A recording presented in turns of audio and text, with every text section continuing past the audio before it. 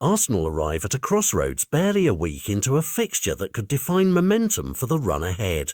When a team's heartbeat, its captain and chief playmaker, is suddenly questionable, every plan and pivot must be re-evaluated.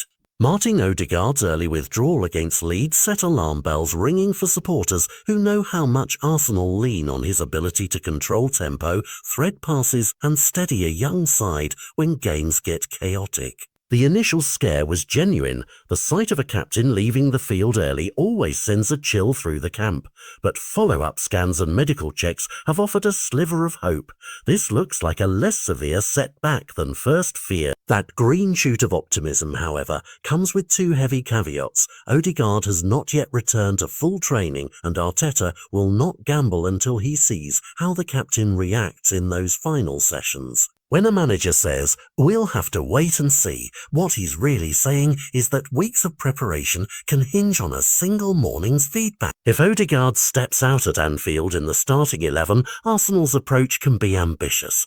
Dominate midfield, force Liverpool to chase, and use their captain's vision to unlock tight space. His presence allows Arteta to play with rhythm. The short, controlled passing that draws opponents out of position and opens lanes for the front line. Even available as a substitute, Ødegaard's entrance alters the feel of the match. A 60th minute cameo from him can calm nerves, change tempo, and turn a match the other way. Conversely, if the decision goes the other way and Ødegaard is absent, Arteta faces a tactical squeeze. Who fills the creative vacuum? Does he ask a defensive midfielder to step into playmaking duties, or does he push someone forward and risk losing balance at the back? These choices will determine whether Arsenal go to Anfield with composure or with brittle ambition.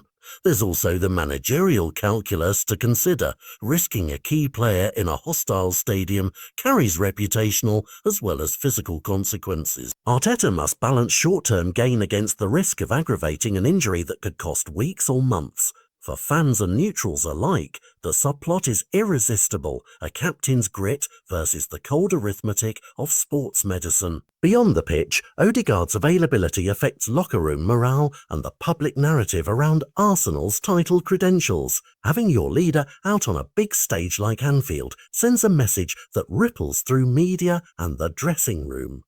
In practical terms, keep an eye on late training reports, the manager's pre-match comments, and the squad lists published in the hours before kick-off.